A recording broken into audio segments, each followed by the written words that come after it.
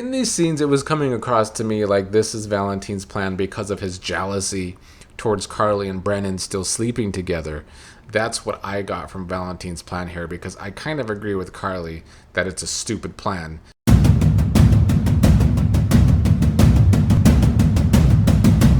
Good morning, everybody. Here with my quick thoughts and opinions on yesterday's episode of General Hospital.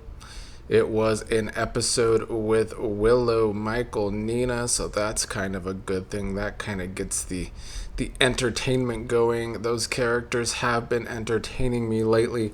Let's start with Michael, who interrupted Willow and Jacinda. This was the Friday cliffhanger because he walked in on Willow being a rude biatch to Jacinda. Willow said she has a request, and it's to Michael to keep this person away from her kids. Michael apologized to Jacinda, not knowing where this is coming from, why this is happening to Jacinda. With Willow's mouth, Willow is saying it's because Jacinda helped Wiley on homework. Willow doesn't want a sex worker having contact with her children. And this is the kind of thing Michael used against her all year with her closeness to Drew. So now this is kind of like Willow's revenge on Michael with the whole situation. Although using your kids for revenge, never a good thing. But this is Willow we're talking about. She has become this show's big villain. Willow threw it in Michael's face that he took her kids away because he didn't want them around Drew, and says that this is a double standard because Jacinda is a hooker around her kids. They got into a little bit of an argument about Jacinda's past, and Michael says he doesn't care about Jacinda's past. It's not something he judges Jacinda on. After Willow left, Michael apologized for Willow's antics with Jacinda, saying he thought they had a truce and didn't know Willow was going to attack her. Michael says that he is glad that Wiley knows Jacinda, and Michael tells Jacinda about how he's trying to give Willow a false sense of security until he can find something to use against Willow and get the kids. Jacinda told Michael about how Jack Brennan approached her wanting information out of Charlotte to find Valentin, and said that if she found Valentin or helped him find Valentin, that Brennan had some valuable information for Michael to use against Willow.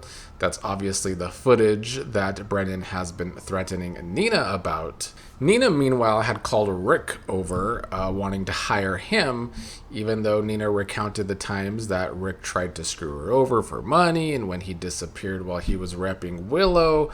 But she said that she needs someone treacherous and a devious, and who's a lawyer, and that's Rick. Nina brought up the battered women defense for Willow, I guess because of her past trauma in the cult and how that could make her responsible for some of her actions. Rick talked about how Willow cannot be tried with double jeopardy, but if Willow has done something else to Drew, there could be a new case against her. And Rick also made sure to note that he won't defend Willow against Michael. He won't do that to his brother. So Rick and, Sonny's brotherly connection still important to Rick here.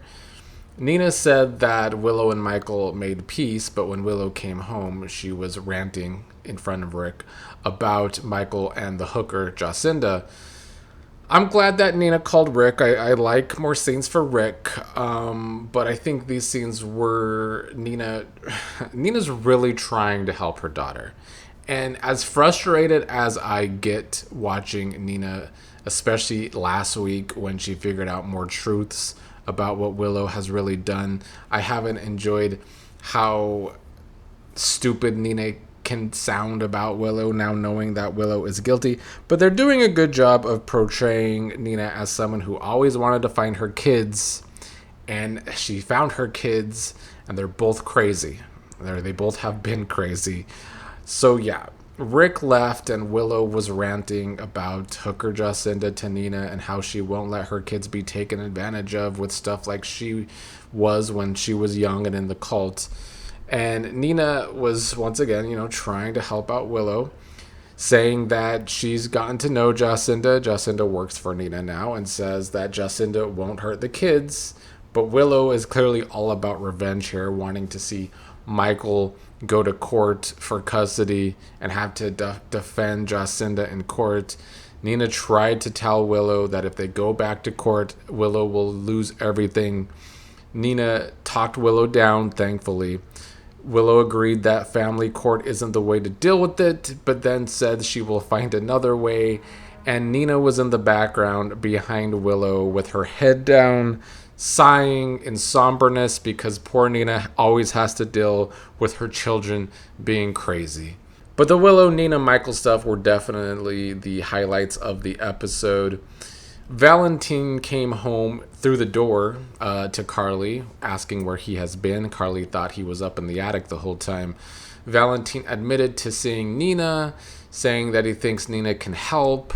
Carly was trying to convince him that Nina cannot be trusted, but Valentin told Carly his plan to have Nina feed Brennan information. Valentin wants Nina to give Jack information about where Charlotte and Valentin meet so that Jack can show up and almost catch Valentin. Carly hates the idea because what if Brennan actually catches Valentin? Carly thought that Cullum has become the main enemy now to take down, but Valentin doesn't want to pass up this opportunity to get Jack Brennan. In these scenes, it was coming across to me like this is Valentin's plan because of his jealousy towards Carly and Brennan still sleeping together. That's what I got from Valentin's plan here, because I kind of agree with Carly that it's a stupid plan if that's the kind of information he wants Nina to find Brennan. And then after that, Carly sent him back up into the attic.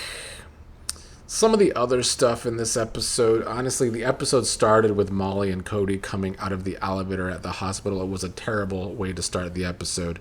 I just sighed and was like, oh, is this going to be a boring episode? Luckily, some of the other characters pulled it together.